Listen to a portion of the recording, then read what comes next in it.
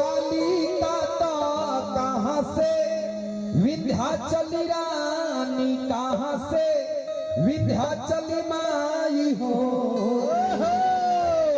ए माई हो कहाँ से भूजी मैया तो कहाँ से कमख्या